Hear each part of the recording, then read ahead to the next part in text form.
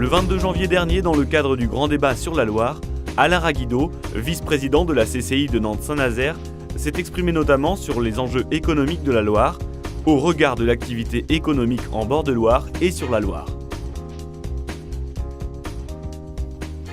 Le grand enjeu pour nous, au niveau de Nantes Métropole, c'est bien de garder une ville avec un secteur économique fort, présent, à peu près, enfin tout secteur confondu, notamment l'industrie. Alors là, on a fait un focus sur les emplois sur la Loire-Aval. Vous avez ici 17 000 emplois privés qui sont localisés sur la Loire-Aval. Ça va en gros de Indrette au cœur à l'ouest de l'île de Nantes. Et pour info, sur ces 17 000 emplois, dans ce secteur-là, on voit beaucoup une surreprésentativité d'emplois industriels. Pour info, sur tout Nantes Métropole, les emplois industriels représentent 15% des emplois. Sur la Loire-Aval, ça représente 24%. Ce que l'on souhaite aujourd'hui, c'est qu'on puisse conforter ces espaces économiques et industriels. Comme je vous le disais, c'est pour garder l'économie évidemment au cœur de l'agglomération, pour éviter un desserrement et puis un exode massif de toute cette économie qui pourrait partir en dehors de la métropole.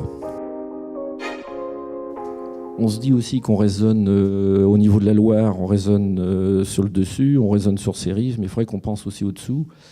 Je pense notamment l'avantage et quelquefois l'inconvénient de notre fleuve, c'est le courant. Donc on peut très bien imaginer demain, puisque Nantes on va avoir notre Green Week, on a été capitale verte, etc. Et puis on veut beaucoup avancer là-dedans, et c'est une très bonne chose.